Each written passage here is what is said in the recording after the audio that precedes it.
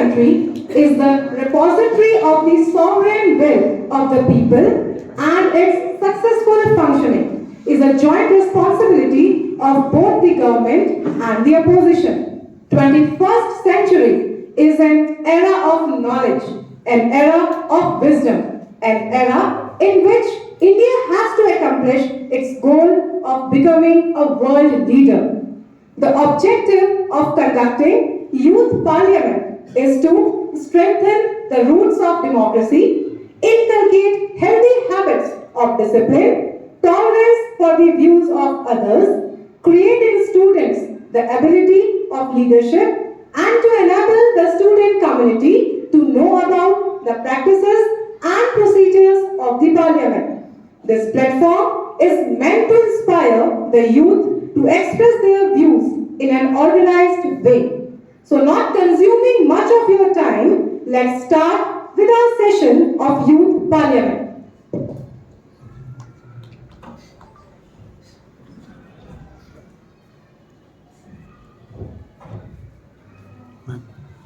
Honorable members, the Honorable Speaker.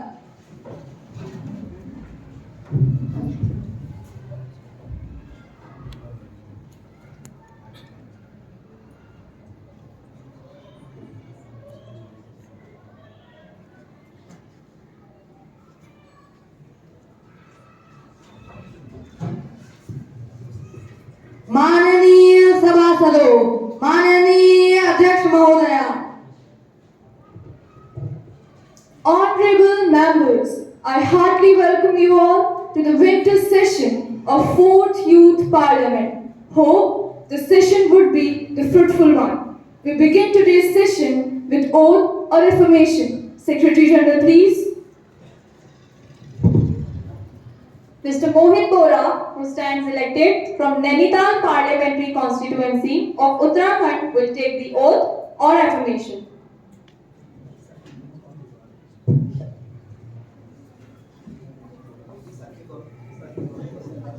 Sir, would you like to take the oath or affirmation? Oath, please.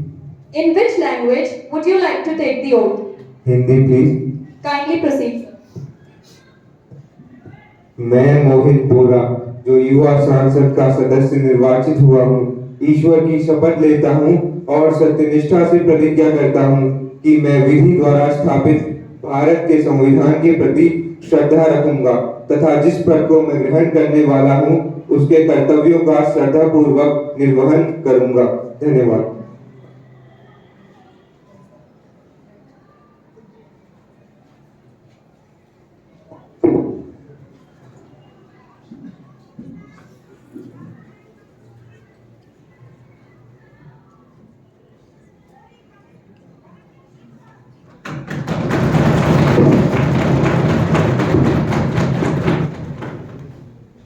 Now, Ms. Riya Bhandari, who stands elected from Secunderabad Parliamentary Constituency of Nainital of Telangana, will take the oath or affirmation.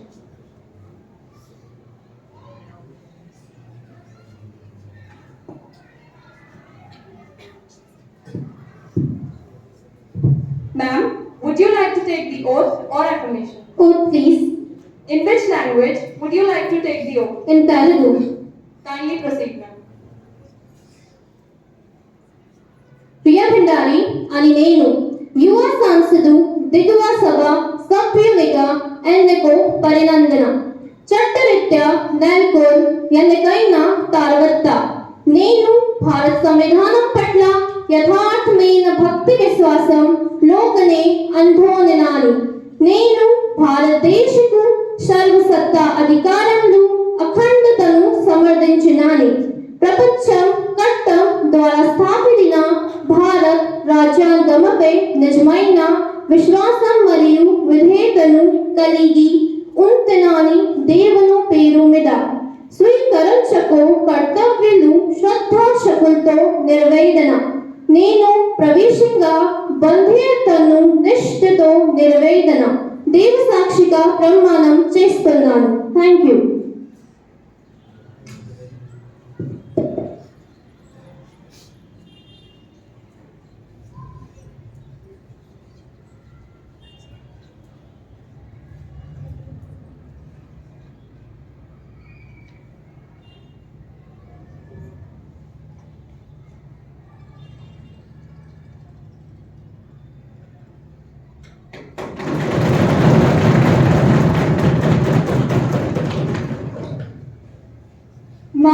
आदरणीय सदस्यगण, आज हम 3 माह के पश्चात मिल रहे हैं और मुझे ये कहते हुए अत्यंत दुख हो रहा है कि समाजवादी नेता श्री मुलायम सिंह यादव जी अब हमारे बीच नहीं रहे।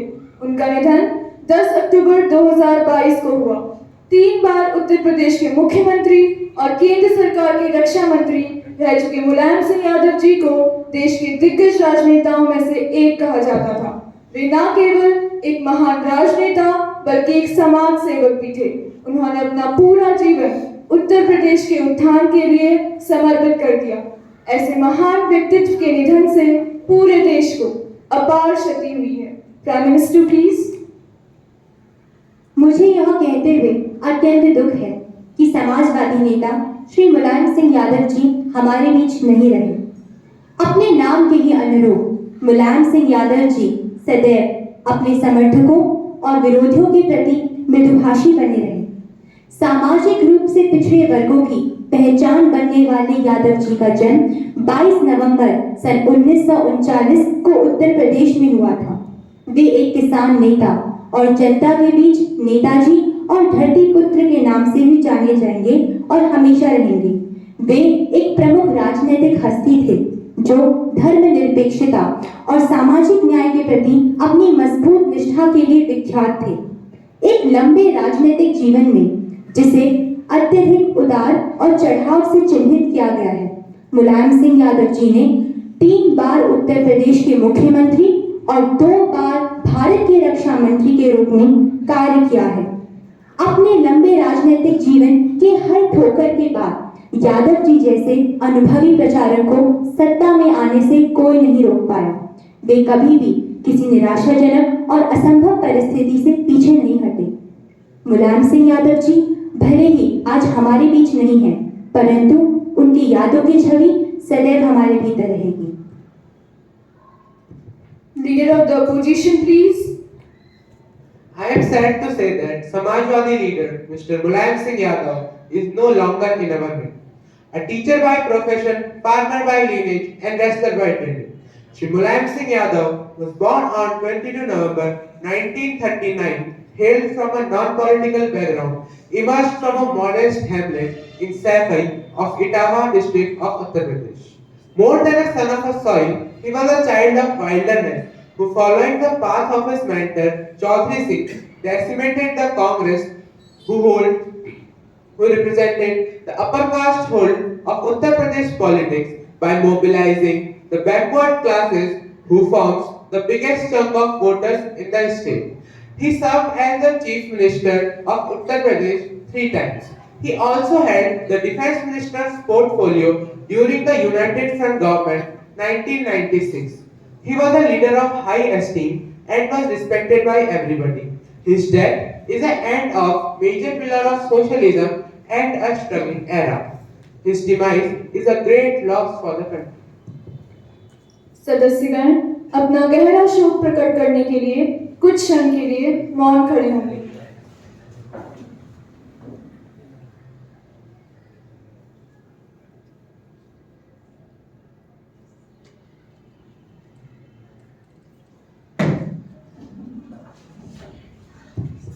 महासचिव शोक संतप्त परिवार को संवेदना संदेश भेजेंगे। Now, I would like the Prime Minister to introduce newly elected members. We have with us Mr. Ansh Adhikari as Railway Minister,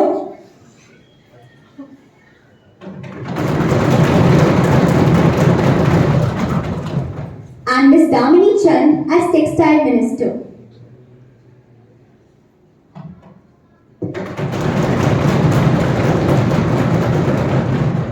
Now, the question hour begins. Question number 501, Mr. Harshit Joshi, please. Honorable Speaker Ma'am, with your permission, I'd like to draw attention of the House towards the new Agnipath scheme. The proposed government scheme, Agniveer, is a scam. This scheme is a political move. 46,000 annual tour of duty, that is TOD recruitments, together with the ruling government, push to fill 1 lakh government post, which is to influence the 2024 elections and B for encouraging unemployment. which has exceeded far more than the official figure of 4.2%. A dual system in the same unit. One soldier on regular pay authorized with full annual leave also includes a TOD inductee with less pay and only 30 days annual leave with no job guaranteed after 4 years.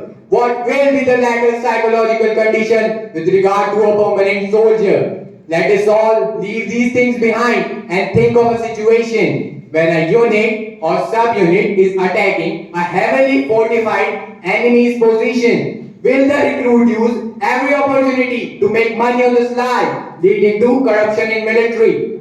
4 years is not a long time. By the time they are ready, their tenure will be over and only 25% will continue ahead. It is a clear drain of money and energy. Handling present-day technologies and sophisticated weaponry requires thorough skills and training, for which 6 months are grossly inadequate, including ingrained in same traits in comradeship. When he knew at the end of 4 years' stint, he must start at the bottom of the ladder. Are we giving a liability to fighting arms in unit and fooling the youth? Is the army planning 1 year or more on job training but keeping quiet? How will fighting units widely deployed in operational areas cope with this? TOD is fooling the youth with no pension, medical and canteen facilities after 4 years. The Defence Minister has also announced 10% reservation in Ministry of Defence, Defence Public Sector Undertakings, that is TPSUs, etc. After the anti-TOD protest, can any minister guarantee to the youth that all 75% TOD discharged annually will get jobs with X or Y as their starting salary? This is the least youth would want, not the political jumlas. Will the Ministry of Defence be pleased to state that what will be the future of Agniveer? We want answer. Please maintain the decorum of the House. Defense Minister, please. विरोधी ताकतों में वो क्या मिलेंगे जो इस देश का नमक खाते हैं? विरोधी ताकतों में वो क्या मिलेंगे जो इस देश का नमक खाते हैं? ऐसी ताकतों में मिलने का डर तो उनका है, ऐसी ताकतों में मिलने का डर तो उनका है जो आज इसके तो कल उसके सगे बन जाते हैं। माननीय अध्यक्ष महोदया, आज मैं आपके माध्यम से इस गरिमामयी सदन को बताना चाहती हूँ कि सेना हमारे देश का गौरव है, शौर्य है और उनके लिए अपोजिशन द्वारा स्कैम शब्द का प्रयोग करना गरिमा का उल्लंघन है एवं निंदनीय है। यह भारतीय सशस्त्र बलों के लोकचार और मूल्यों का अपमान है, जबकि इस योजना से कई युवाओं का सेना में भर्ती होने का सपना पूर्ण होगा। जैसा कि हम सभी जानते हैं कि दुनिया भर में ज्यादातर सेनाएं अपने युवाओं पर निर्भर करती है और एक नई योजना से एक लंबे समय में पर्यवेक्षी रैंक में युवाओं और अनुभवी कर्मियों का मिश्रण 50 से 50% होगा, जिससे प्रणाली में तेजी आएगी और इकाइयों की एकजुटता को और बढ़ावा मिलेगा। आप सभी को यह जानकर खुशी होगी कि ऐसी प्रणाली कई देशों में मौजूद है, इसीलिए यह पहले से ही चाची परखी है और इसे एक चुस्त सेना के लिए सर्वोत्तम अभ्यास माना जाता है। इस योजना के तहत पहले वर्ष में भर्ती होने वाले अग्निवीरों की संख्या सशस्त्र बलों की केवल 3% होगी और 4 साल बाद फिर से शामिल किए जाने से पहले इनके प्रदर्शन का परीक्षण किया जाएगा। मतलब सेना के तीनों अंग आर्मी, एयरफोर्स और नेवी में कुल संख्या बल का आधा युवा और आधे अनुभवी लोग होंगे। आज संसद में अपोजिशन द्वारा यह प्रश्न उठाया गया है कि 4 साल की अवधि के बाद अग्निवीरों का क्या होगा, तो मैं उन्हें बता देना चाहती हूँ 4 साल की अवधि के बाद अग्निवीरों को एक मुश्त रकम मिलेगी, जिसे वे सुचारू रूप से अपने बिजनेस का निर्माण अथवा अन्य प्रगतिशील कार्यों में लगा सकते हैं। इसके अतिरिक्त सरकार उनके लिए सुविधाजनक बैंक लोन की व्यवस्था करेगी।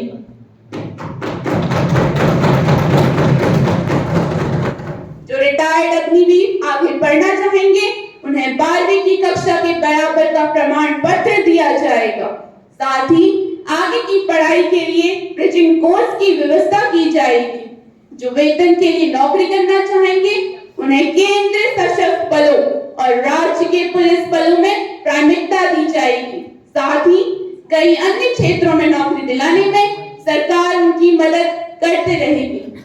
आज संसद में अपोजिशन द्वारा एक और निंदनीय प्रश्न उठाया है कि कहीं इससे हमारे वीर जवान विरोधी ताकतों में शामिल ना हो जाए।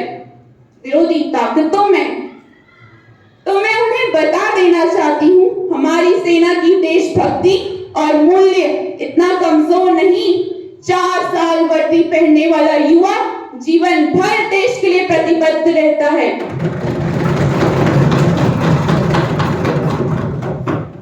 आज भी हजारों लोग कौशल के साथ सशस्त्र बलों में सेवानिवृत्त होते हैं, लेकिन उनका राष्ट्र विरोधी ताकतों में शामिल होने का कोई उदाहरण नहीं। संसद में अपोजिशन द्वारा एक और प्रश्न उठाया था कि यह योजना और देशों से सीधे कॉपी पेस्ट कर ली गई है और इसमें ज्यादा विचार विमर्श नहीं करा गया है। तो मैं संसद को बता देना चाहती हूँ, सरकार ने अग्निपथ योजना के लिए काफी विस्तृत संपर्क अभियान चलाया था। पर्याप्त संख्या में विशेषज्ञों से राय ली गई थी। सरकार ने सेवारत सैन्य अफसरों से लेकर रिटायर्ड भारतीयों से भी बातचीत की थी। यह योजना पिछले 2 वर्षों से सशस्त्र बलों के अधिकारियों के साथ व्यापक विचार विमर्श के बाद शुरू की गई है। कई पूर्व सैन्य अधिकारियों ने योजना की खासियतों को सराहा है। धन्यवाद। Honorable Speaker Ma'am, with your permission, I would like to draw House attention towards National Education Policy. Will the Minister of Education be pleased to state the status of implementation of National Education Policy NEP in the country? Whether the new curriculum is being framed under NEP for schools? If so, the details thereof, and the state which has taken action to implement NEP and the state which has denied to implement NEP in their state. Thank you, ma'am. Honorable Speaker Madam, with your permission, I would like to tell the House that education is in the concurrent list of the Constitution and the major responsibility of implementation of National Education Policy NEP 2020 following prescribed norms and standards falls under the domain of states and union territory governments. Therefore, the implementation of the policy requires multiple initiatives and actions which are being taken up in a synchronized and systematic manner by multiple bodies including Ministry of Education, Central Advisory Board of Education, states and union territory governments, education-related ministries, etc. Madam, in pursuance of goals and objectives of NEP and to assist states and union territories in this task, the Department of School Education and Literacy has developed an indicative and suggestive implementation plan for school education called Students and Teachers Holistic Advancement Through Quality Education Sarthak. This plan was released on 8th of April 2021. Further, Department of School Education and Literacy has completely aligned the existing schemes, that is, Samagra Shiksha and PM Poshan Shakti Nirman Yojana. Budgetary allocations to the states and union territories are made under various schemes to incorporate the recommendations of NEP 2020. The major recommendations of this policy that have been aligned and included in the revamped Samagra Shiksha are as follows. Emphasis on foundational literacy and numeracy, provision for holistic progress card, introduction of tracking of learning outcomes as well as transition of children, induction of qualified counselors at secondary and senior secondary level in a phased manner, provision of language teachers for non-Hindi speaking states, provision of capacity building of teachers, provision for backless days and internships, support for OOSC in the age group of 16 to 19 years, expansion of schooling facilities including residential hostels, etc. Provision for hub and spoke model in vocational education, provision for smart classrooms, etc. As the opposition has raised the question regarding the new curriculum, so I would like to answer that NEP para 4.30 has clearly mentioned the new curriculum for school education. The National Curriculum Framework NCF has a list of 25 areas identified for the focus group papers. Also, a National Steering Committee for the development of NCF has been formed with 12 members and the chairperson of the committee. And with regard to your last question, I would like to answer that the states of West Bengal and Tamil Nadu are yet to inform the status of implementation. Remaining all the states and union territories have initiated actions on NEP implementation. Thank you. Party, please. Honorable Speaker, ma'am, I would like to draw the attention of the House towards the problem of unemployment and brain drain in our country, and especially in Kerala. India is facing a massive brain drain for many years. In past years, many of the Indians gave up their citizenship due to growth, demographic shifts, limited capacity to innovate, etc. are seen in India. Also, unemployment has been a major problem of our country since independence. Nowadays, unemployment among youngsters due to lack of education and skills is very common. It causes lower productivity in the economy and underutilization of labor and human capital. Will the Minister of Labor and Employment be pleased to state that whether the government has any data regarding the rate of employment among youngsters? If so, the details thereof, district-wise for the state of Kerala. Whether the government has observed a large brain drain from India. If so, the details thereof, state-wise, regarding the number of people going abroad to various countries in search of jobs. Whether the government has observed a large brain drain from Kerala. If so, the details of the approximate number of people going abroad in search of jobs from Kerala. Whether the government has observed a large Whether the government has taken any initiative to create employment among youngsters. If so, the details thereof, including the number of jobs created since 2019. Thank you. I would like to tell the House that no significant brain drain which is to the extent of affecting the developments of science and technology has been observed by the Union government. Government has adopted three-pronged strategy to retain the best manpower in the country. First strategy has been the creation of substantial sophisticated research infrastructure and environment for scientific pursuits and academic or research institutions in the country. Secondly, opportunities have been created for overseas scientists of Indian origin to contribute to our country. Thirdly, new opportunities have been created for postdoctoral research in the country. Several measures have been taken by the government to create new opportunities for scientists as well as for facilitating brain gain. The extramural funding scheme of Department of Science and Technology DST and Department of Biotechnology DVT and fellowship schemes of DST, DVT and Council of Scientific and Industrial Research CSIR have been designed to encourage scientists to do quality research. Other schemes like Core Research Grant, Research Fellowships such as JC Bose and Swarna Jayanti are targeted at scientific community to empower them to pursue world-class research in cutting-edge areas of science and technology. A large number of young scientists have been supported through schemes like Early Career Research Award, National Postdoctoral Fellowship of the Science and Engineering Research Board served. The amount of fellowship to research personnel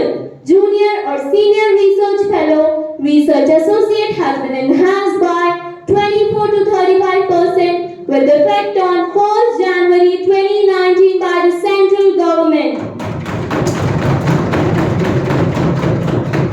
DST through the Innovation in Science Pursuit for Inspired Research Inspire Faculty Scheme, SUB through the Ramanujan Fellowship Scheme, and DVT through the Ramalinga Swami Re-Entry Fellowship Scheme provide attractive avenues and opportunities for Indian researchers of high caliber who are residing abroad to work in Indian institutes or universities of their respective interest and domain. Welcome Trust or DVT India Alliance program offers fellowship for any national for undertaking basic, clinical and public health research work in Indian institutes or universities, etc.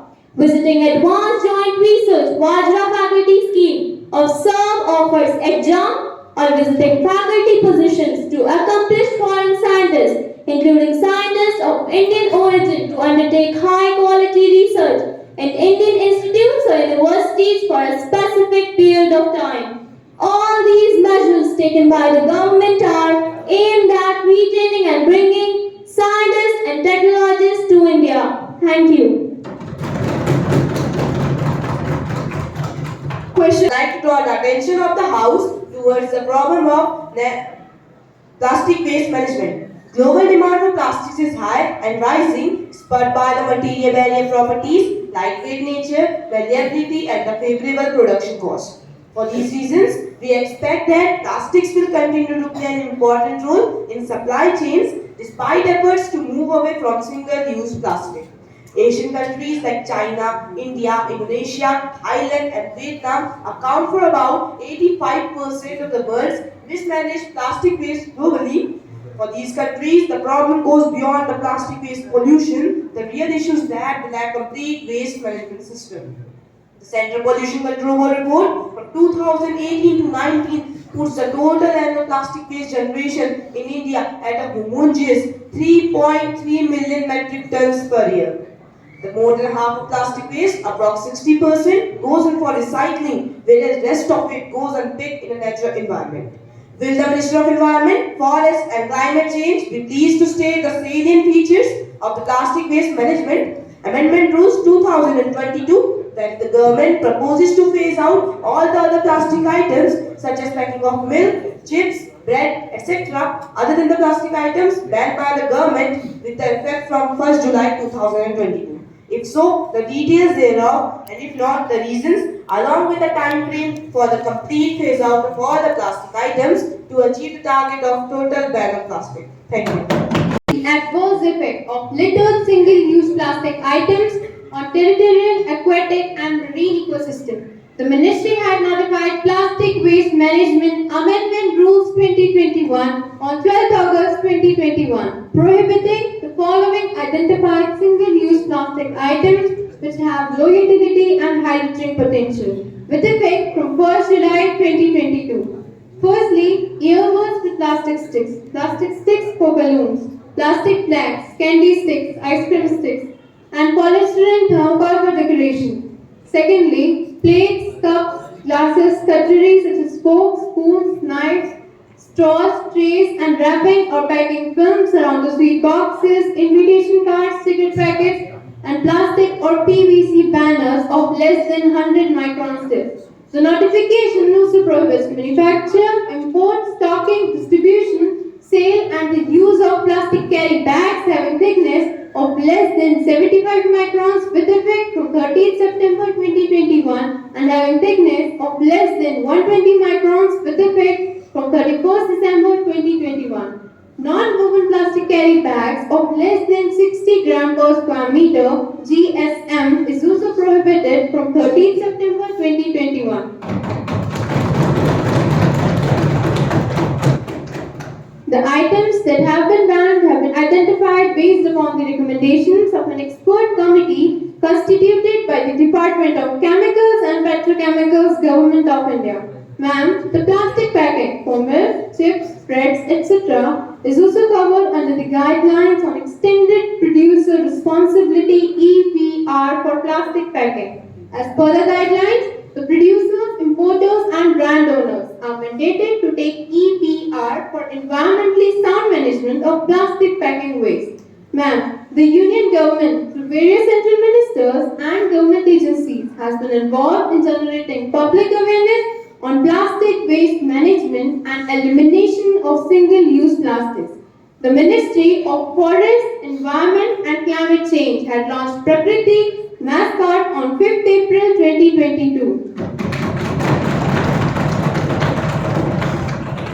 3 videos of Prakriti on ban on single-use plastics have been created and even translated in 19 languages. These have been shared with the states as well as the UTs for the dissemination.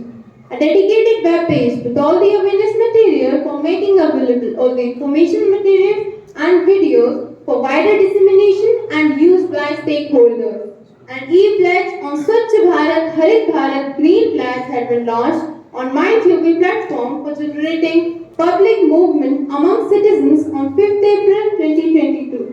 Ma'am, a 1-month-long pan-Indian awareness campaign was also organized from 1st July 2022 along with the states and the union territories. Thank you.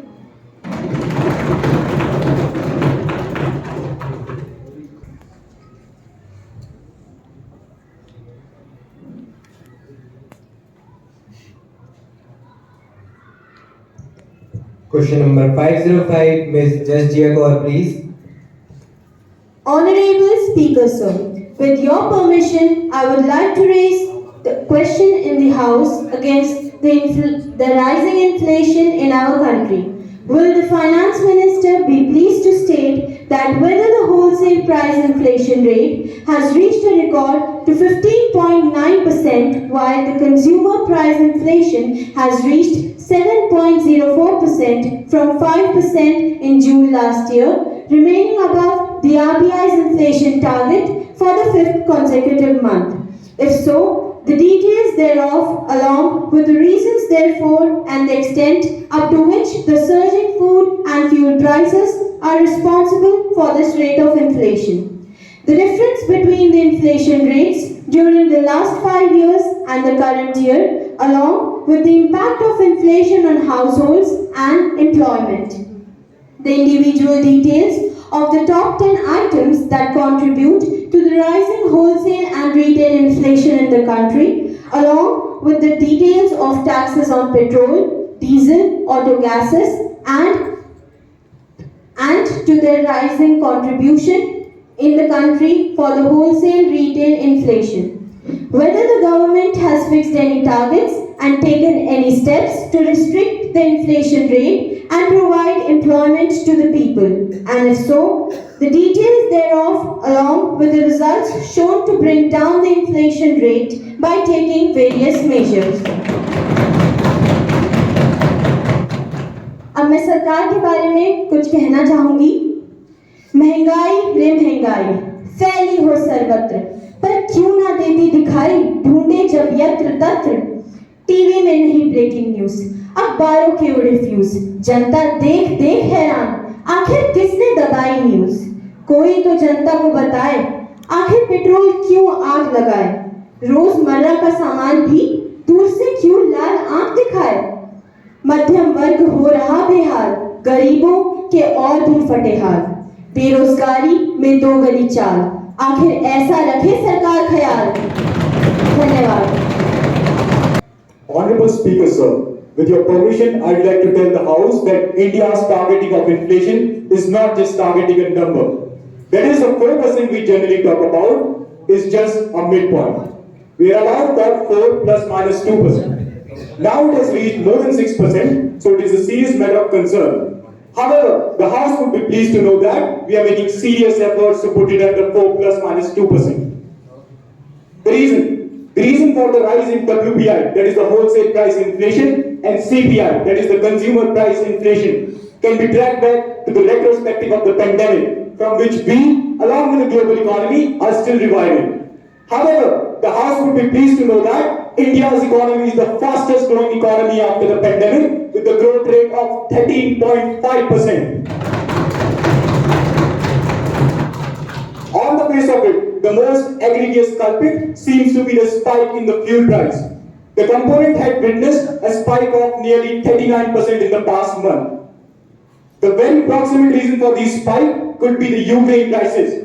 But the fuel price has been soaring right after the pandemic. The government is trying to contain the inflation while ensuring that the economic recovery does not snuff out. Further, we have tried to reduce the duties on imports of certain goods which are important components of one's basket. We have also tried to include the imports of some restrictive items in terms of the quantum that can be brought in this country. So edible oil, pulses, all were considered in these rules. By the time the effect of these measures would come to the ground, it could take a couple of months. Till then, it may or may not affect the middle class economy. In the meanwhile, what are we trying to do is, we are trying to release the stocks of grains and pulses held by the government. Supply side constraints are particular in this area. Actually, what we do is, we follow a crop cycle. But this crop cycle has been devastated by the floods. Floods during the time of harvest. So literally, there is a supply side practical problem in this. The opposition by reciting poem can make it look a political matter, but it does not give an economic outlook to it. But reading a data does gives it. So here is the data of the last 5 years of inflation. India's inflation rate for 2021 was 5.3%, a 1.49% decline from 2020. In 2020, it was 6.62%, a 0.28% decline from 2019. In 2019, it was 3.37%, a 0.21% decline from 2018. In 2018, it was 0.61%, a 1.1% decline from 2017. The opposition has also raised a question over employment. So I want to tell the opposition that inflation and employment doesn't have a direct relationship. Economists once used to believe that there exists an inverse relationship between employment and inflation. Let me quote you the great economist John Maynard Keynes, who has put a great theory called paradox of thrift. According to it, when economy is not running at its capacity, meaning there is unused labor and resources, inflation helps in increase of production. As more demand triggers, more production to meet that demand. At the last, I want to only say that we are taking serious efforts to tame the inflation down, but these effects could be seen in a month or two in the ground. Thank you. Honorable Speaker, sir, to the House, I would like to draw your attention towards the situation of Kashmiri Pandits and the migrant workers in the valley. Though the current ruling government is busy in painting the rosy picture of the valley, even though the situation in the valley is not quite well, especially after the abrogation of Article 370. Following 5 August 2019, there have been several instances of attack on lower drugs, police constitutory, non-locals and Kashmiri Pandits in Jammu Kashmir. As per the report states, since 2019, 14 Kashmiri Pandits, non-locals have been killed by suspected militants in various attacks. This year alone, 28 civilians has died, in which 5 local Sikhs and 5 local Hindus are included. So if the Home Minister would be pleased to state that why the centre is silent on this and what action the centre has taken. We want justice for Kashmiri Pandits! Please maintain the decorum of the House. Be seated, please. Home Minister, please. Honorable Speaker, sir, with your permission, I would like to tell the opposition that the government has a policy of zero tolerance against terrorists. Moreover, changes in the status of Jammu and Kashmir after the abrogation is just an excuse for the radical elements in the separatist current in the valley who rely on such murders to create a fair psychosis. There has been a substantial decline in the number of terrorist attacks from 417 in 2018 to 229 in 2021. Land of 610 Kashmiri Pandits has also been restored in the past 5 years. The UT administration in Jammu and Kashmir have launched a portal in September 2021 to address the grievances of Kashmiri migrants related to immovable properties and community assets. However, there have been a few targeted attacks, but the government has taken steps to protect minorities, including putting in place a robust security and intelligence grid, day and night area domination, round-the-clock checking at Nakas, deployment of security forces at strategic locations to thwart any attack. We have increased the men of CRPF for the security of people. The number of counter-terrorist operations has also been increased to make a pre-terrorism duty. We have removed Article 370 for the betterment of Kashmir. The terrorists are using the removal of Article 370 just as an excuse. They have now become leaderless and faceless. They have now changed their strategy and now are resorting to killing minorities and non-locals to make it appear as a war against the change in the demography of the Muslim majority belt. The government is taking serious actions against it. The border security forces have detected at least 5 tunnels in the past 18 months in the Jammu and Kashmir borderline. This targeted killing shows the level of desperation. Our system is taking and will take action against it. This spate of killing will stop. Thank you. No more question, please. Now, breach of privilege. Miss Aditi, please. Honorable Speaker, sir, I would like to bring to the notice of the House a serious instance of breach of privilege. This happening is with regard to a famous newspaper published as regard to upholding the dignity and sanctity of a public position. Honorable Member, have you sent a notice of it earlier? If not, you may. I shall consider it. You cannot play a string of surprise on me like this. Yes, sir, I submitted the evidence of this at 10 a.m. this morning. It will be examined when it comes to me. I shall consider it and let you know my decision. Honorable Finance Minister, please. Sir, I beg to lay the copy of the following paper on the table. The Service Tax Settlement Cases Amendment Rule 2017, published in the notification number GSR 350, together with an explanatory memorandum. Thank you, sir. Secretary General to report the message from the upper chamber of the Youth Parliament. Sir, I have to report the following message received from the upper chamber of the Youth Parliament. I am directed to enclose the copy of the Narcotics, Drugs and Psychotropic Substances Amendment Bill 2021, which was passed by the upper chamber in its sitting held on 17th August 2022.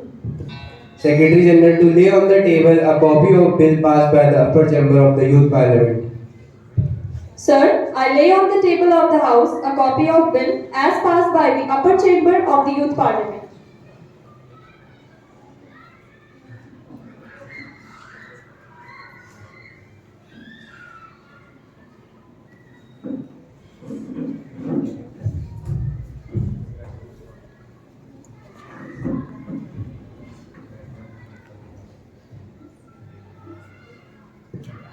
Honorable members, I have to make an announcement. I have great pleasure in extending our warm welcome to the delegates from United Kingdom. We have the members of House of Commons and House of Lords. Mr. White, Deputy Speaker, House of Commons. Mr. David, Member, House of Lords. Ms. Catherine, Member, House of Commons.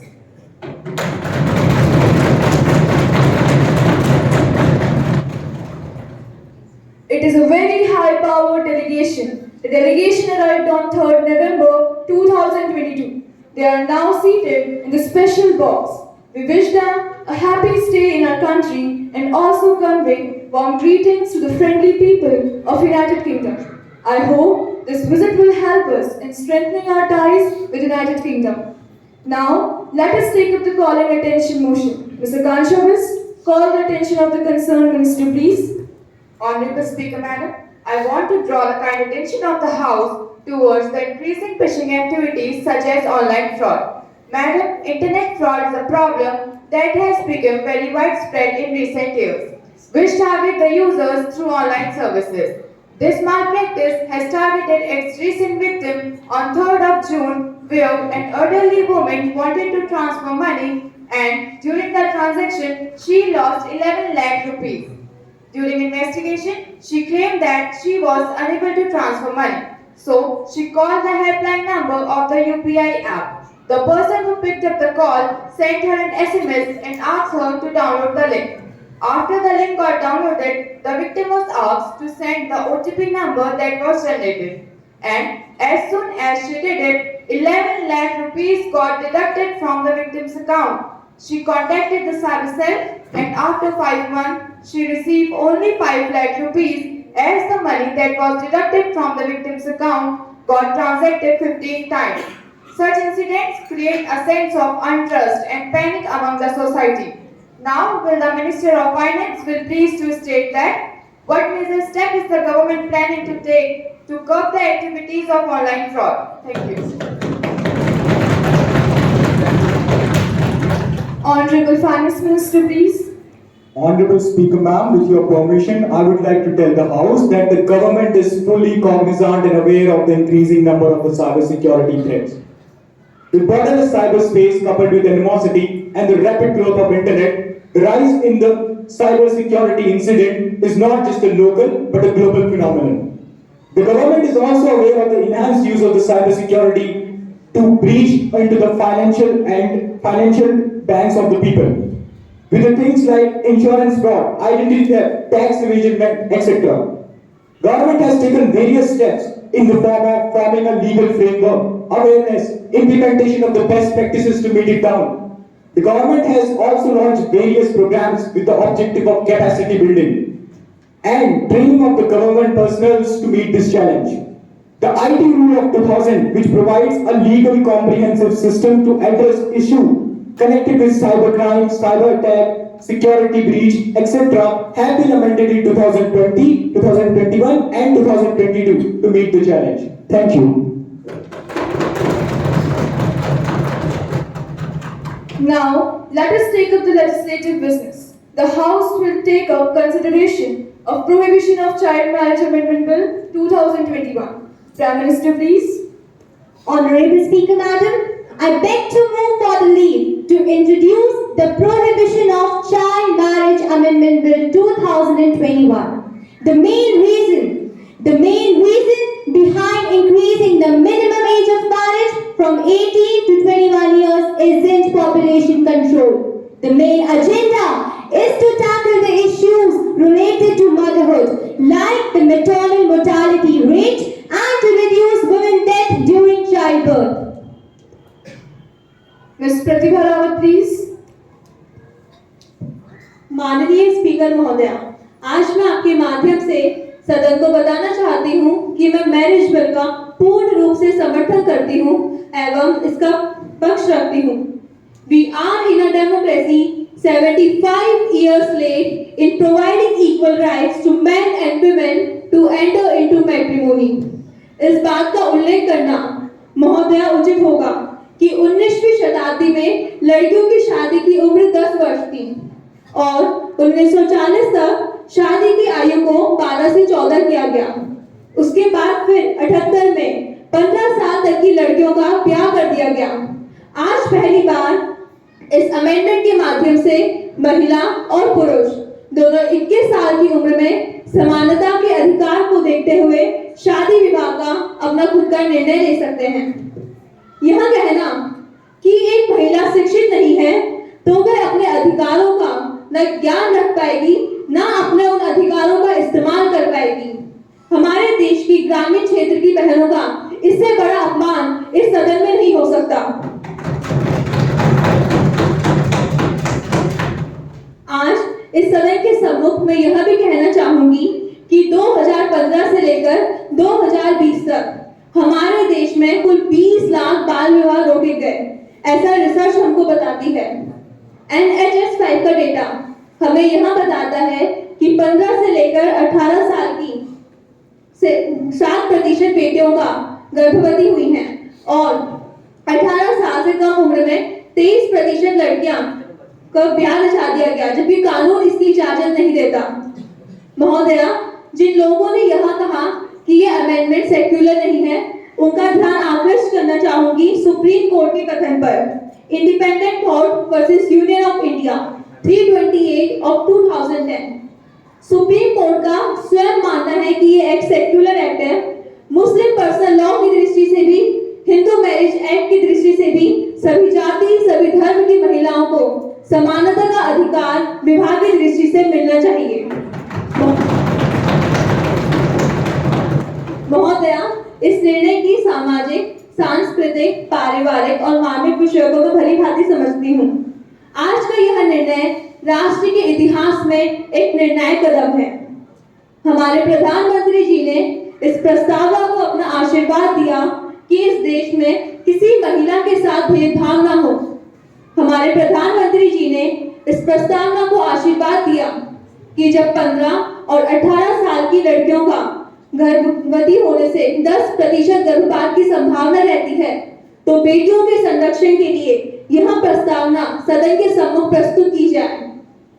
बेटियों के संरक्षण और उनके सम्मान के लिए प्रधानमंत्री के इस ऐतिहासिक कदम के लिए मैं देश की बहनों की ओर से उनका आभार व्यक्त करती हूँ और उनका अभिनंदन करती हूँ। धन्यवाद। Mr. Dhruv Vishwakarma, please. Honorable Speaker Ma'am, I highly oppose this bill. In a country where age of majority is 18, we can vote at 18, get a driving license, purchase property, enter into contracts and open a bank account at 18. For the age of consent is also 18. So what about consensual relations among youngsters of 18 and 21? In a country, putting an absolute bar on marriages till 21 will give rise to more cases of elopement. This will lead to registration of more FIRs and litigations in personal matter. Such would push a large portion of population into illegal marriages. In India, where intercaste, interreligious, and in gender love marriages are despised, result in social boycott or even honor killing.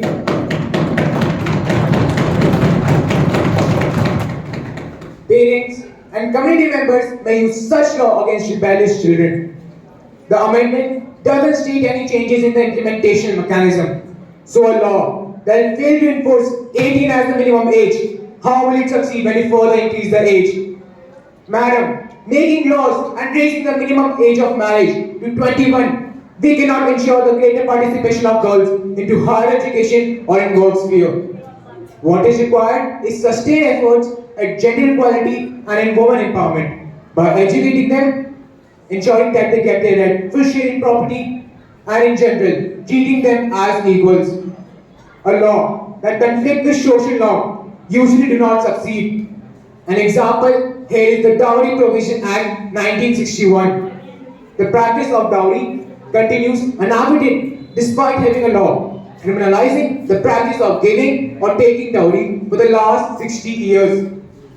Unless we strengthen the mechanism around the implementation of these laws, coupled with extensive mobilization of community members and awareness campaign, this law is also bound to be no more than just a paper tiger. Thank you. Mr. Priyanshu Pal, please.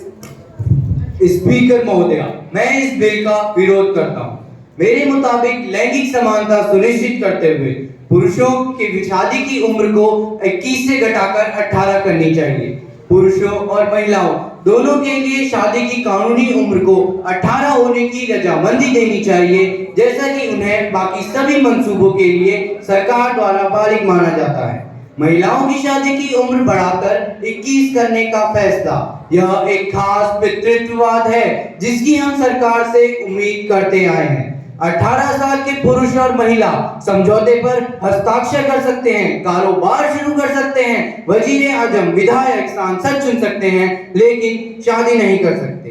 कानून होने के बावजूद बाल विवाह बड़े पैमाने पर हो रहे हैं। भारत में हर चौथी महिला 18 साल की होने से पहले ही ब्याह दी जाती है, लेकिन अब तक सिर्फ 785 आपराधिक मामले ही दर्ज हुए हैं। अगर बाल विवाह पहले की तुलना में कम हुए हैं तो वह सिर्फ शिक्षा और आर्थिक प्रगति की वजह से हुए हैं, ना कि आपराधिक कानूनों की वजह से। यह सरकार की एक साजिश है ताकि किसानों के मसले और विपक्ष की मांग से ध्यान हटाया जा सके। केंद्र सरकार को लड़कियों की शिक्षा और महिलाओं के पौष्टिक भोजन को सुनिश्चित करने पर ध्यान केंद्रित करना चाहिए, ना कि असली मुद्दों से ध्यान हटाने पर। शादी की कानूनी उम्र तय करने से अधिक बेहतर शिक्षा और आर्थिक संभावनाएं होती हैं जो शादी के वक्त को प्रभावित करती हैं। 45% गरीब घरों में बाल विवाह होते हैं, लेकिन सिर्फ 10% अमीर घर ही ऐसा कर पाते हैं। आर्थिक संभावनाओं के बढ़ने पर ध्यान केंद्रित करते हुए भारत एकलौता ऐसा देश है जहां श्रम बल में महिलाओं की भागीदारी सिकुड़ रही है। 2005 में जो 25% थी वो अब 2020 में 16% पर आ गई है। मोहतरमा, बड़ी तादाद में देशों ने लड़कों और लड़कियों दोनों के लिए शादी की कानूनी उम्र को 18 वर्ष तक सीमित करा है। सूची में Australia, Finland, France, Hungary, Germany, Greece, Iceland और रूस शामिल हैं। शादी की कानूनी उम्र तय करने से पहले सरकार को शिक्षा का अधिकार कानून RTE पर काम करना चाहिए, जिसे 14 साल से आगे बढ़ाया जाना चाहिए और कम से कम वरिष्ठ माध्यमिक स्कूलों की गारंटी दी जानी चाहिए। विशेष रूप से कोविड-19 महामारी के बीच जब स्कूली छात्राओं के ड्रॉप आउट दर एक नई ऊंचाई पर पहुंच गए हैं। अधिकतर अमेरिकी राज्यों में शादी की न्यूनतम आयु 14 साल की है। कनाडा और ब्रिटेन में यह 16 साल है, जबकि न्यूजीलैंड में 16 से 19 साल के व्यस्त बालिगों की रजामंदी पर विवाह कर सकते हैं। इन राष्ट्रों ने युवाओं के मानवीय विकास को बेहतर किया है ताकि ये अपने आने वाले जीवन में एक सोचा समझा फैसला ले सकें, ना कि इन पर एक जबरन आयु का प्रतिबंध लागू कर दिया जाए। मुश्किलात तो यह है कि सरकार के डाटा बिल में सहमति की न्यूनतम आयु भी 18 वर्ष की है। अब जब 18 साल की आयु का व्यक्ति यह तय कर सकता है कि उसका डाटा कैसे इस्तेमाल हो, तो वह क्यों नहीं चुन सकता कि उसका जीवन साथी कौन हो। बहुत सी अहम चीजों में महिलाओं एवं पुरुषों को बालिग माना जाता है, फिर शादी मुख्तलिफ क्यों है? कानूनी उम्र हकीकत में कोई मानदंड नहीं है। तालीम, आर्थिक तरक्की और इंसानी तरक्की मुहैया कराने जरूरी मुकाम होने चाहिए। लड़कियों की शादी की न्यूनतम आयु को 18 साल से बढ़ाकर 21 साल करना और निर्धारित आयु से पहले विवाह को अवैध करार किया जाना ना तो लड़कियों के हित में है और ना ही समाज के। इससे नैतिक मूल्यों को गंभीर नुकसान पहुंच सकता है।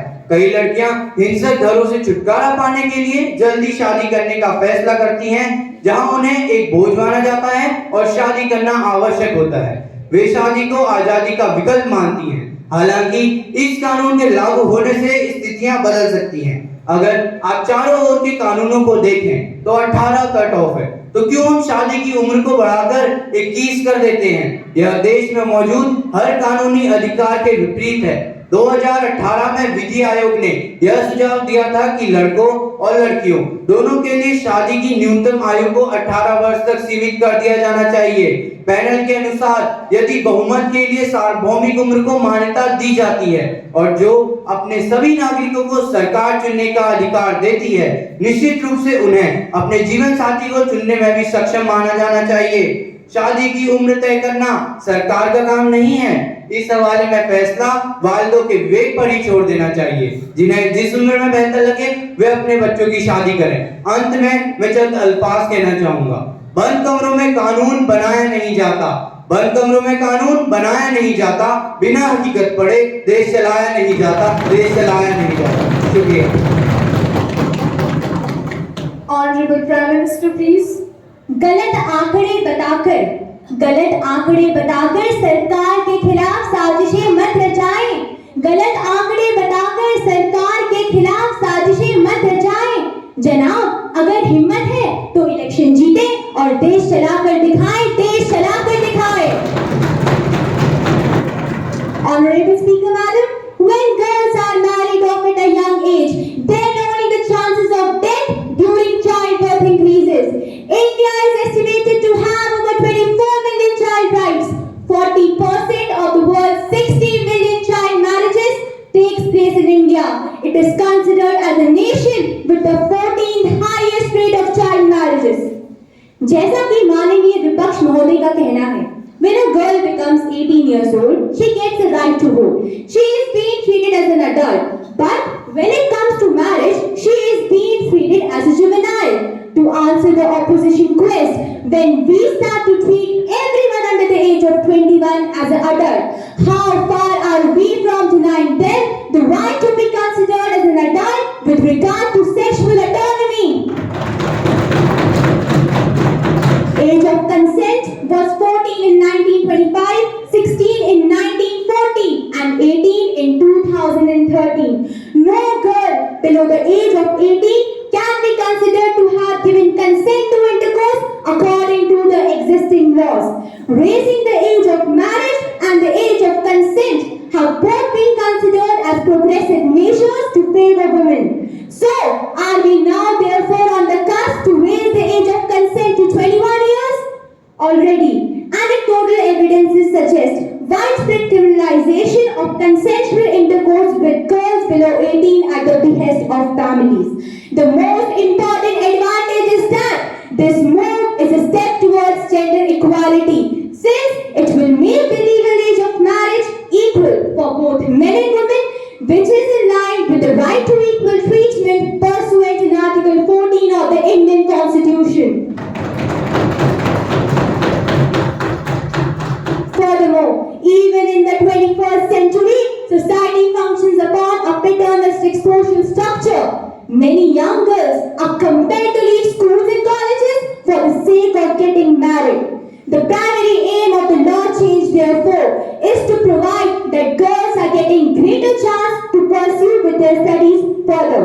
Consequently, more women are expected to go into higher education, get jobs, and become financially independent. The solution lies in empowering young girls, encouraging them to get educated and become their own financial autonomy. ये लड़ाई ruling और opposition के बीच की नहीं है, ये लड़ाई reforms और ऑर्थोडॉक्सी की है। अतः मैं अपने शब्दों में विराम कुछ पंक्तियों द्वारा लगाना चाहूंगी। नारी का जीवन जैसे विचित्र एक कहानी, नारी का जीवन जैसे विचित्र एक कहानी, बंदिशें है समुंदर जितनी, त्याग जितना की समुंदर में पानी। नारी का जीवन जैसे विचित्र एक कहानी, नारी का जीवन जैसे विचित्र एक कहानी, संघर्ष है आकाश जितना, पर है वह उड़ती चील कौवों से अनजानी। Honorable Speaker Madam, I request you to refer this bill to Standing Committee for broader consultation. Thank you. Those who are in favor of moving this bill to the Standing Committee will say A, and those who are against will say nay. Those who are in favor? A. Those who are against? Nay. I think the A's have it. The A's have it and the A's have it. The motion is adopted. This bill is referred to the Standing Committee. Now, the House will take up consideration of Electricity Amendment Bill 2022. Minister of Power, please. Honorable Speaker Ma'am, with your permission, I would like to introduce Electricity Amendment Bill 2022, which seeks to amend Electricity Act 2003. Mr. Manveen Tanegi, please. माननीय speaker महोदय, आज मैं आपके माध्यम से इस गरिमामय सदन को बताना चाहूंगा कि मैं पूरी प्रतिबद्धता के साथ इस विद्युत संशोधन विधेयक का पूर्ण रूप से समर्थन करता हूं एवं इसका पक्ष रखता हूं। इस महत्वाकांक्षी बिल के बहुगामियां काफी प्रशंसनीय हैं। मैं खुद एक किसान परिवार से संबंध रखता हूं और इसके परिणाम अभी से मेरे गांव में दिखने लगे हैं। भविष्य में यह बिल कृषि क्षेत्र को सुगम बनाने तथा किसानों की आय दोगुनी करने के लक्ष्य की एक बड़ा कदम है। हमारी सरकार किसानों की महत्वाकांक्षा से भली भांति अवगत है। किसानों की सबलता तथा कृषि कार्यों में सुगमता लाना सरकार का प्रमुख लक्ष्य है। इस बिल के द्वारा किसानों की कठिनाइयों में काफी हद तक कमी आएगी, साथ ही साथ उनकी आय में भी वृद्धि होगी, जो गांव की समृद्धता के लिए एक बड़ा कदम है। और जब गांव की अर्थव्यवस्था मजबूत होगी तो शहरी अर्थव्यवस्था पर दबाव अपने आप काफी हद तक कम हो जाएगा। सरकार ने इस बिल को सुनिश्चित करने के लिए सभी राज्य एवं सभी संघ राज्यों से लिखित सलाह ली है, जिसमें कृषि मंत्रालय का अलग से लिखित अनुशासन भी शामिल है। इस बिल में किसान विरोधी कुछ भी नहीं है। यह बिल एक क्षेत्र में औद्योगिक और रोजगार उपयोगकर्ताओं से एकत्र की गई अतिरिक्त क्रॉस सब्सिडी के उपयोग की अनुमति देता है, ताकि इसे अन्य क्षेत्रों में गरीबों को सब्सिडी दी जा सके। धन्यवाद। Mr. Lakshman, please. Honorable Speaker Madam, I 2022, which amends the Electricity Act of 2003. Electricity Amendment Bill 2022 provides indiscriminate privatization of the distribution system in the power sector by granting license to multiple agencies to give service at the same area, which will result in tariff hike and will adversely affect the interest of ordinary consumers as well as farmers because they are getting power subsidy. The center has broken the promise made to the farmers that this bill is not only anti-farmer but also anti-constitutional and against the spirit of federalism. There are also concerns that this bill may lead to the end of subsidies for farmers and poor consumers. Farmer bodies and opposition believe that by allowing multiple private agencies to distribute power in one place, the amendments will weaken the power of states. The amendments will effectively curb the right of state governments to regulate tariff and distribution and are against India's federal structure. Despite electricity being in the concurrent list, the center gave no time to the states to express their views on the proposed amendments, and in the process, the basic tenets of federalism were trampled upon. Adopting its provisions blindly would be against the letter and spirit of the Constitution of India. This bill promotes privatization. Private companies will work for their own profit, not for the needy and poor people. These private companies will only invest in those areas from where they will earn more and more. Even though the scheme of the bill is to encourage competition and transform into a market commodity, but such competition is unworkable in the electrical power supply industry. It creates a divided society as excellent public services would not be provided for everyone. Thank you. Miss Kanchan Mehta, please.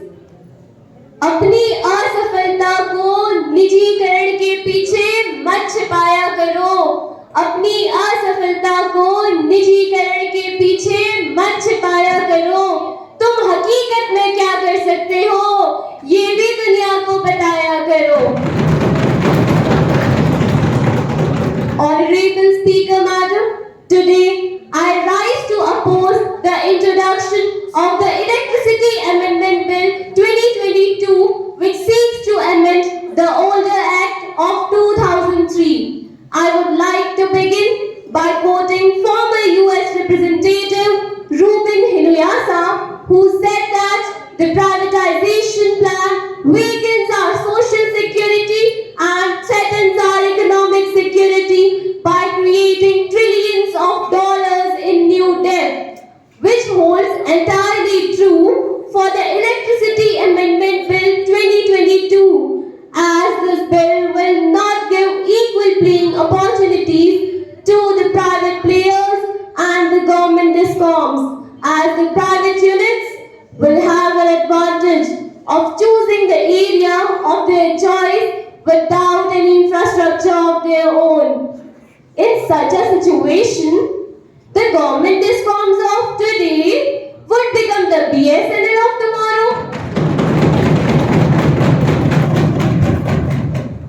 Power as a subject comes under the concurrent list, and it was the bounden duty or the mandatory obligation of the center to consult with the states. As the center did not consult on this bill with the states, the provisions of the proposed legislation are against the federal structure of our constitution. This bill also boosts about clean energy by ensuring mandatory RPO compliance by discoms, which will force the discoms to buy clean energy at a higher cost. In such a situation, how these companies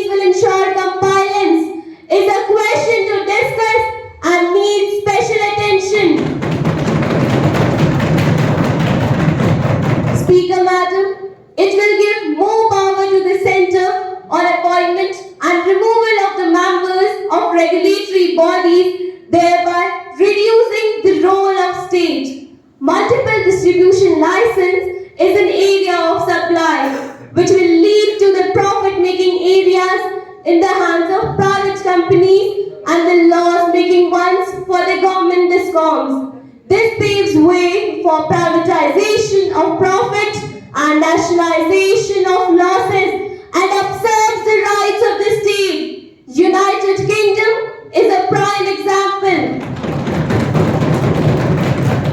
As per a report of UK auditors, due to the adoption of such faulty models, the consumers had to pay in excess of £2.6 billion. The cost of such transfers was charged to the ordinary consumers. While the private companies failed, the consumers were hit the most. Speaker Madam, with this, instead of improving the power problem in the country, it will become more serious. People's suffering will increase. Only a few companies will get the benefit. I appeal to the centre not to bring this in haste. बिजली rail सड़क हो चाहे या हो दफ्तर या दुकान, बिजली रेल सड़क हो चाहे या हो दफ्तर या दुकान, संविधान में सेंध लगाए बेच दिया है अपना ईमान। निजीकरण की आड़ में करते पूंजीवादी मनमानी, निजीकरण की आड़ में करते पूंजीवादी मनमानी। बेसुध सी जनता बेचारी पीती विष समझ कर पानी, पीती विष समझ कर पानी। आज नहीं चेतेगर तो कल क्या मुख दिखलाओगे, आज नहीं चेतेगर तो कल क्या मुख दिखलाओगे। आने वाली पीढ़ी की नजरों में तुम गिर जाओगे, नजरों में तुम गिर जाओगे। धन्यवाद। Minister of Power, please. Honorable Speaker Ma'am, I have already given to Standing Committee for further examination. The bill will be discussed there too, but I would like to answer a few questions of the opposition. First and foremost, this bill is not a full-fledged privatization exercise, as some would like to believe. This bill aims to achieve twin objectives of encouraging market participation by private sector and creating a more centralized system for bringing uniformity across the state in terms of implementation. The wires as well as supply business of existing discoms will be continued to be owned and managed in the same way as in present, unless the state government themselves decide to privatize these assets. There would be no change in the employment status of existing employees at the state discoms. At the same time, we can't be matching status quo on the distribution side, which is highly inefficient and a drain of public finances. India's consumer must get benefit of these competition, which can bring investment, innovation, and a fresh thinking into the distribution of electricity. For increasing accountability, the bill also proposes a levy of a penalty in case discoms fail to meet their renewable purchase obligation target. The Electricity Amendment Bill is therefore a crucial and a much needed reform. Thank you. Those who are in favor of moving this bill to the Standing Committee will say A, and those who are against will say nay. Those who are in favor. Those who are against. I think the A's have it. The A's have it and the A's have it. The motion is adopted. This bill is referred to the Standing Committee. Now, the House will take up consideration of Farm Laws Repeal Bill 2021. Minister of Agriculture and Farmers Welfare, please. Honorable Speaker Ma'am, I'd like to move for a leave to introduce the Farm Laws Repeal Bill 2021. This bill repeals the 3 farm laws passed by the Parliament in September 2020. I request you all to pass the bill. Thank you. I hope the proposed Farm Laws Repeal Bill 2021 will be greeted by the members of the House and taken up into consideration. Those who are in favor will say A, and those who are against will say nay. Those who are in favor. Yes. Those who are against. I think the A's have it. The A's have it and the A's have it. The motion is adopted.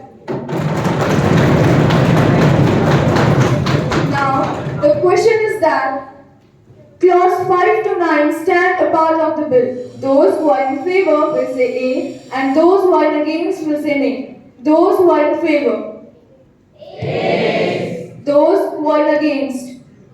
I think the A's have it. The A's have it, and the A's have it. The motion is adopted. The House is adjourned to meet at 11 a.m. tomorrow.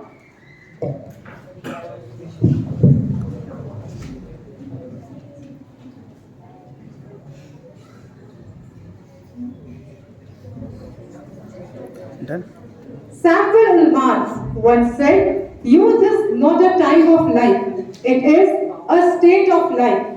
It is a matter of will, quality of the imagination, a vigor of the emotions." With this quote, our session of Youth Parliament comes to an end. Now I request our Honorable Chief Guest to address the students.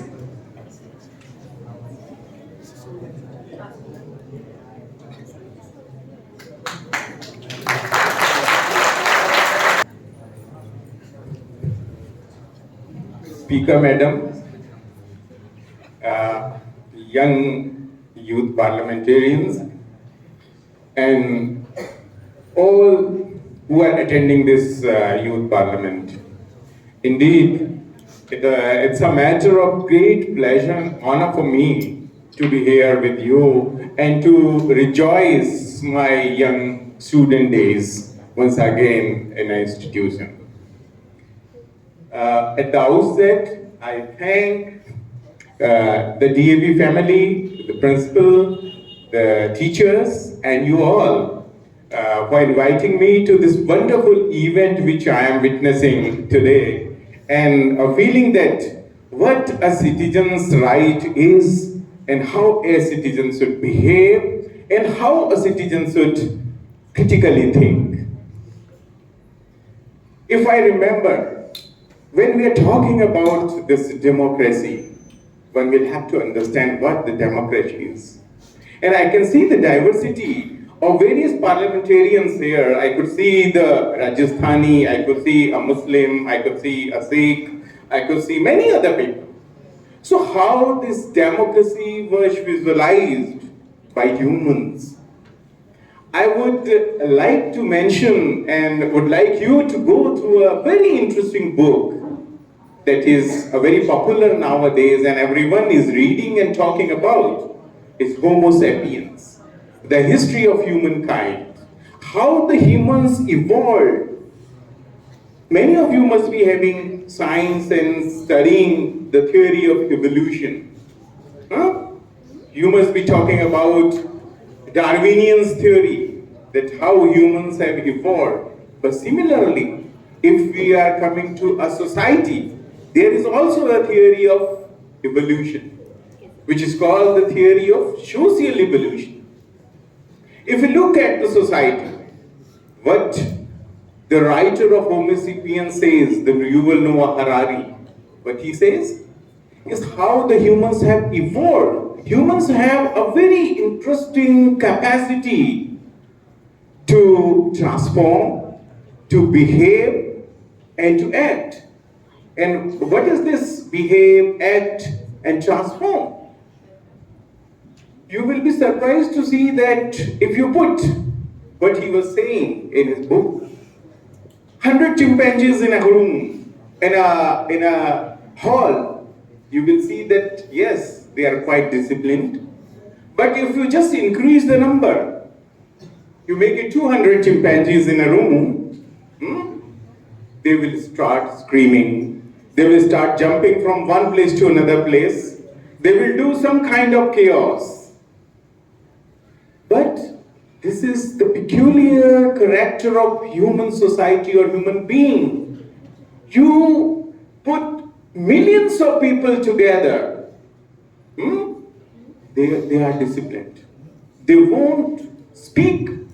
They won't do any chaos unless they are commanded. What is this character? This is a character of cognitive power. Do you understand this cognitive power? This cognitive power is a kind of capability to understand, to behave, to react, to critically think, and using the brain.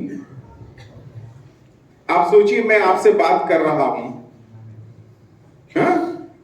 तो इस बात करने में मैं जो कुछ कह रहा हूं उसको आप समझ रहे हैं, या जो हमारे पार्लियामेंटेरियंस ने यहां पे किया, ये सब हम लोगों ने इस बात को समझा। तो ह्यूमंस के भीतर ये एक कैपेसिटी, एक रिवॉल्यूशन हुई 70,000 years बैक, आज से 70,000 साल पहले, जब उसने कम्युनिकेट करना शुरू किया।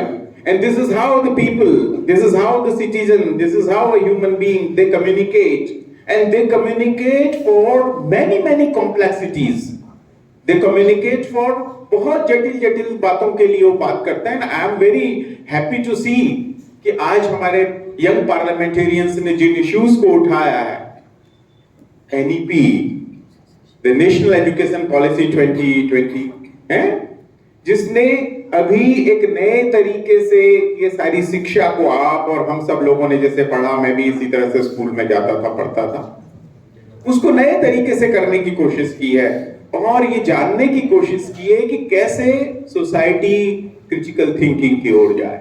जब हम डेमोक्रेसी की बात करते हैं तो डेमोक्रेसी अपने आप में, आप सोचो कि 5th century BC, आज से कितने हजार साल पहले की बात हो गई है, लोग इस तरह की बातें करते हैं। एथेंस में छोटी छोटी सिटी स्टेट्स थी जहां पे बहुत कम संख्या में लोग थे, और सारे लोग बात करके इस तरह के लॉज को बना करके, और उनका जो मुखिया था उससे कहते थे कि this is how we as a society will behave, this is how we as a society will perform, will work together, और जिसमें एवरीवन हैज अ वॉइस।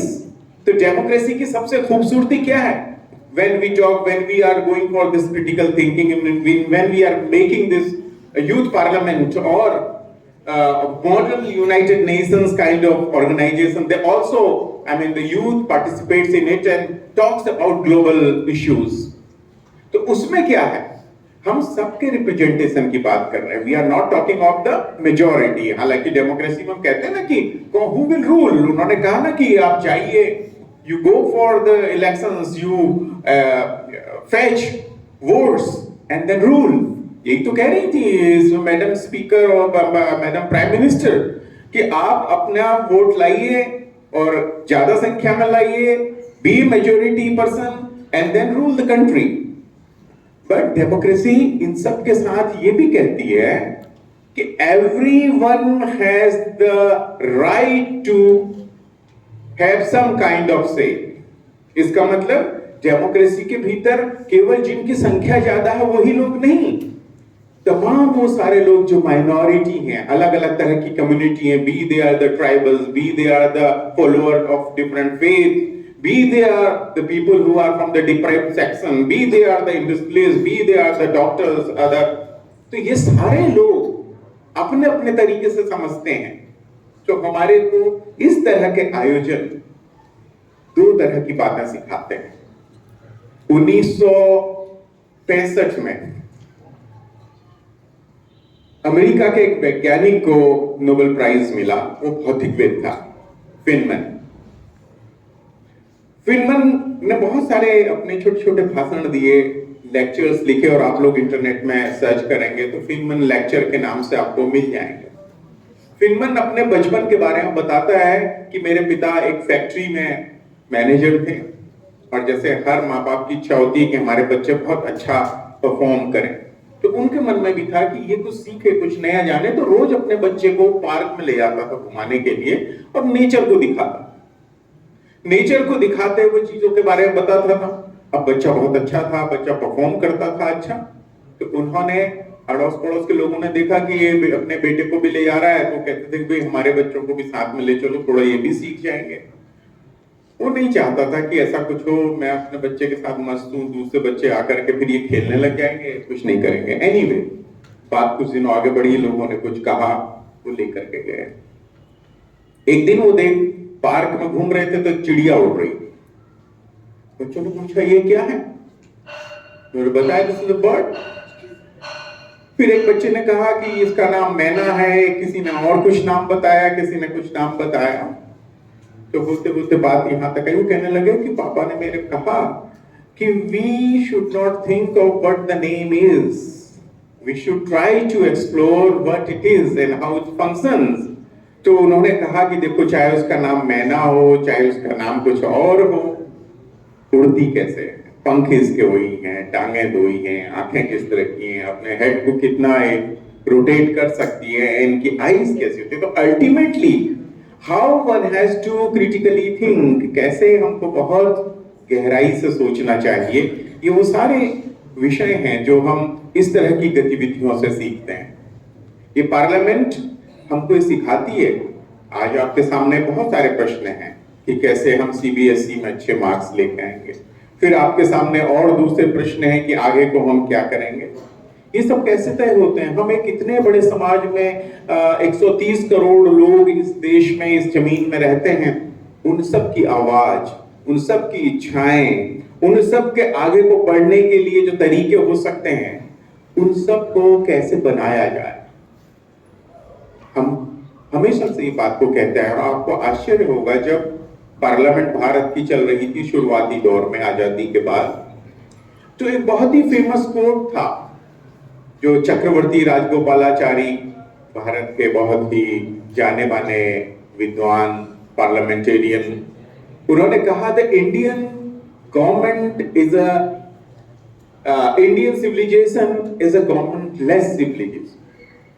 अब इसको आप सामान्य अर्थ में पढ़ेंगे तो आपको लगेगा अच्छा कि भारतीयों का जो सभ्यता है, समाज है, ये तो सरकार इसमें होती ही नहीं है, ये उसको सरकार से हटी हुई किस्म की सभ्यता है।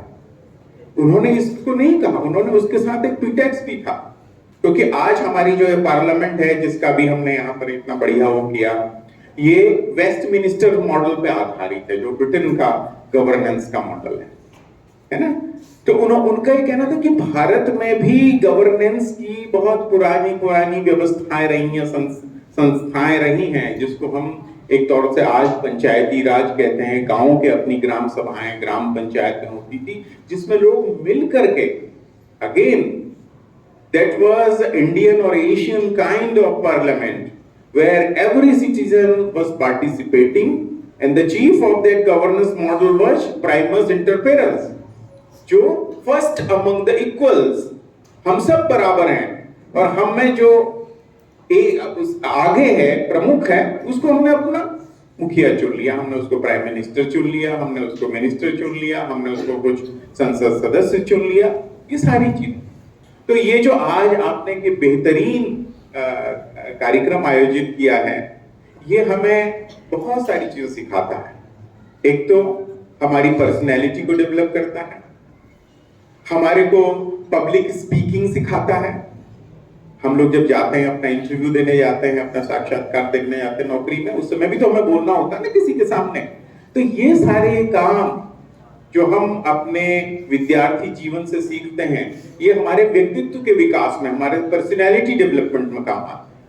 तो आज की जो बेहतरीन परफॉर्मेंस आप लोगों ने की है, ये बताता है कि आपके व्यक्तित्व का निर्माण किस तरह से हो रहा है, आपकी पर्सनैलिटी किस तरह से विकसित हो रही है, और इस तरह के बहुत सारे आयोजन हमें करते रहने चाहिए। दूसरा, learning by doing. What is a parliament, इसको एक क्वेश्चन के रूप में हम अपनी आंसर बुक में तो लिख देंगे, लेकिन कैसे हम उसको इंटरनलाइज करें, रोट लर्निंग ना हो, हम रट्टा ना मारें, हम समझ करके उसको करें। शायद इस तरह से जब हम एक्ट करते हैं, इस तरह से हम चीजों को करते हैं, तो आओ करके सीखें। बचपन में हम लोग जब पढ़ते थे ना, तो एक इसी तरह का था, आज भी वही है लर्निंग बाय डूइंग, कि कैसे हम प्रयोग करते हुए, काम करते हुए काम को सीखें। तो ये जो पार्लियामेंट है, इससे हम न केवल पार्लियामेंट कैसे फंक्शन करती है इसको समझ पाते हैं, न केवल हम इस बात को समझ पाते हैं कि कौन कौन से ऐसे ज्वलंत प्रश्न हैं, which are the burning issues in our society, in our day to day life. उन्होंने चाइल्ड मैरिज की बात की, ऑनलाइन फ्रॉड की बात की। आप सब आजकल स्मार्टफोन रखते हैं और आपको पता है कि स्मार्टफोन में किस तरह के स्कैम्स हो रहे हैं, लिंक्स आ रहे हैं, और बहुत सारे लोग कहते हैं कि हम इतने लूट गए। हमारे पास इलेक्ट्रिसिटी का इश्यू आ रहा है। अभी आपने एक और चीज को देखा, उन्होंने दो मुद्दों की बात की कि जो नेशनल एजुकेशन पॉलिसी है उसको लेकर के अभी भी 2 स्टेट्स ने अपनी कंसेंट उसमें नहीं दी है, क्योंकि हमारे पास कंकरेंट लिस्ट है जिसमें स्टेट्स को भी बहुत सारे राइट्स हैं। क्योंकि इंडिया, जब हम भारत की बात करते हैं और हमारे मन में एक दृश्य आता है ना कि हाँ भारत है, लेकिन संवैधानिक दृष्टि से हम भारत को क्या कहते हैं? It's a union of states.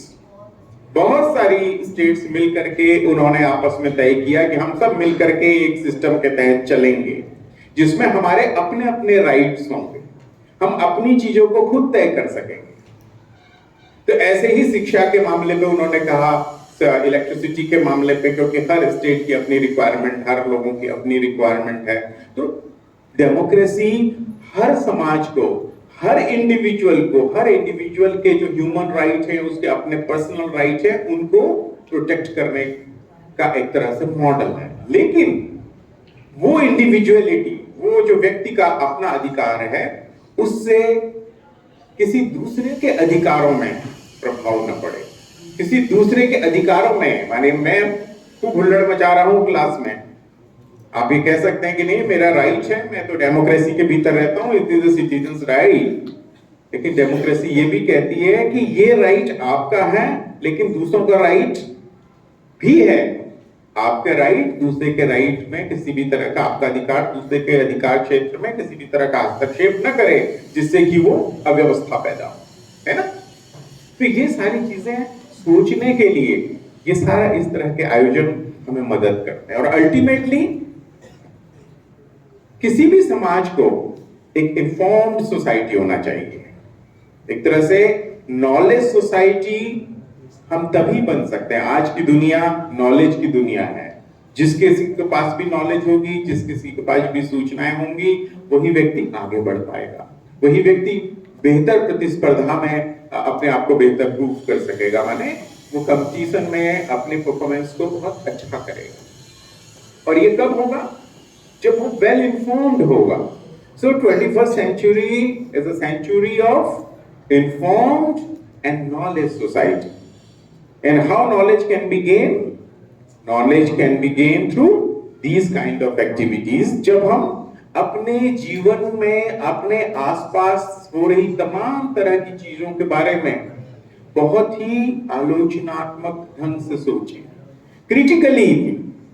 नई शिक्षा नीति किस तरह से आ रही है, अब आप लोग उसको पढ़ेंगे, पढ़ते हुए अनुभव करेंगे, और तब आप क्वेश्चन भी कर सकते हैं ना। जब प्रश्न आएगा, write a note on the new education policy और the national education policy 2020 and how do you see it. तो अब आपके अनुभव हैं, यही अनुभव आगे को इसको और आगे ले जाएंगे कि do we need this kind of policy और do we need some amendment, some addition, some deletion in the policy framework. तो वो इनपुट्स कहां से मिलेंगे कि जब बच्चा अपने आप बताएगा। The issue of marriage, the issue of waste management, आज दुनिया में सबसे ज्यादा कूड़े की समस्या हो रही है ना। हल्द्वानी में भी बहुत समस्या है कूड़े की। यदि एक नागरिक के रूप में हम वेस्ट मैनेजमेंट को अपने घर से नहीं शुरू करेंगे तो इकट्ठा होता हुआ सब सड़क में आ जाएगा, और फिर सड़क से वो पूरे शहर को गंदा करेगा, शहर के बाद स्टेट को गंदा करेगा, और अल्टीमेटली पूरे क्लाइमेट को गंदा करेगा। Now climate change is a major issue. अभी दुनिया में सब क्लाइमेट चेंज को की बहस कर रहे हैं ना, सब उसी के ऊपर बात कर रहे हैं। And even parliaments are doing that, क्योंकि उनको पता है कल के दिन पानी की क्राइसिस आनी है। अभी आपने देखा कोविड का कितना बड़ा हंगामा हुआ था 2 साल पहले, and the parliament debated, parliament discussed, and who is the parliament? Parliament is the group of citizens of this country who are representing the entire population. So democracy, demos means people, crotus means power. तो democracy जो Greek word से निकल करके आई है, demos and क्रोटस। तो demos people, क्रोटस is power, तो लोगों की शक्ति। एंड लोगों की शक्ति कैसे आ रही है? थ्रू पार्लियामेंट आ रही है। लोगों की शक्ति आती है, मोनार्की से भी आती है, ओलिगार्ची से भी आती है ना, और भी कई तरह के फॉर्म्स हैं। लेकिन सबसे बेहतरीन ये माना गया कि जिसमें सारे लोग भागीदारी करें। उस भागीदारी की वो जो गवर्नेंस है, उसके लिए जो प्लेटफॉर्म बना, जो लोगों ने सोचा, इतने हजारों साल की यात्रा के बाद उनको समझ में आया लोगों को कि नहीं, हम पार्लियामेंट्री फॉर्म ऑफ डेमोक्रेसी को अपनाएंगे या डेमोक्रेसी को अपनाएंगे, जिसमें लोगों को अपनी बात को कहने का या अपने आप को नियंत्रित करने का पूरा पूरा अधिकार हो। तो हमें एक तो इस बात के लिए मतलब ये कहना चाहिए कि हम सौभाग्यशाली हैं कि हमारे देश ने पार्लियामेंट्री डेमोक्रेसी को रखा। पार्लियामेंट्री डेमोक्रेसी एक ऐसा सिस्टम जिसमें हम सब लोगों को अपना प्रतिनिधि चुनने का, उसके माध्यम से अपनी बात को कहने का अधिकार मिल रहा है और अपने जीवन को बेहतर बनाने के लिए हम इस तरह से योगदान कर सकते हैं। तो मैं समझता हूं कि ये जो आज ये बहुत बेहतरीन आयोजन हुआ है, ये आपके जो ह्यूमैनिटीज या सोशल साइंसेज में एक विषय के रूप में होगा। ऐसे तो आप इसको इसके बहाने भी समझ गए हैं, लेकिन आने वाले समय में एक नागरिक के रूप में किस तरह से हमें तमाम चीजों को क्रिटिकली सोचना चाहिए। जब आपको वोटिंग राइट मिल जाएगा, जब आप वोट देने जा रहे होंगे, उस समय भी आप यदि ये सोचने की स्थिति में रहेंगे कि देखिए पार्लियामेंट में जाके नियम कानून कैसे बनते हैं और जो लोग बना रहे हैं, यदि हमने सही लोगों को नहीं चुना तो हमारे नियम कानून भी सही नहीं बनेंगे। तो बहुत तरह के इसके प्रभाव हैं। केवल पढ़ाई में ही प्रभाव नहीं है, बल्कि हमारे जीवन में इसका प्रभाव है, हमारे समाज में इसका प्रभाव है और अंततः हमारे देश में इसका प्रभाव है। तो आप सब बधाई के पात्र हैं कि आपने बेहतरीन तरीके से आज इस पार्लियामेंट को ऑर्गेनाइज किया है और इस तरह की चीजें, इस तरह के विषय आप समय समय पर उठाएंगे, लर्न करेंगे, अपने आप को सशक्त करेंगे। You will empower yourself, you will empower your society, you will empower your state and country. Thank you very much.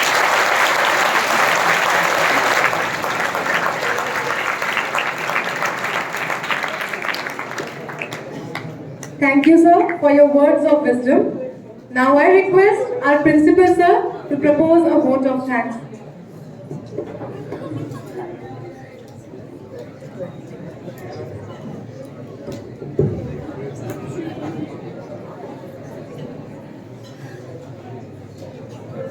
Good afternoon, all.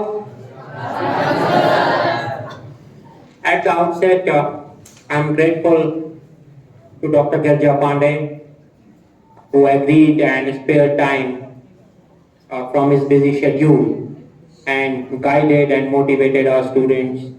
On behalf of DAV fraternity, I welcome you and thank you as well, sir.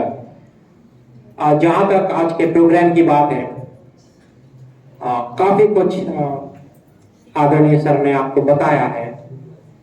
कुछ points में उस पर add करूंगा।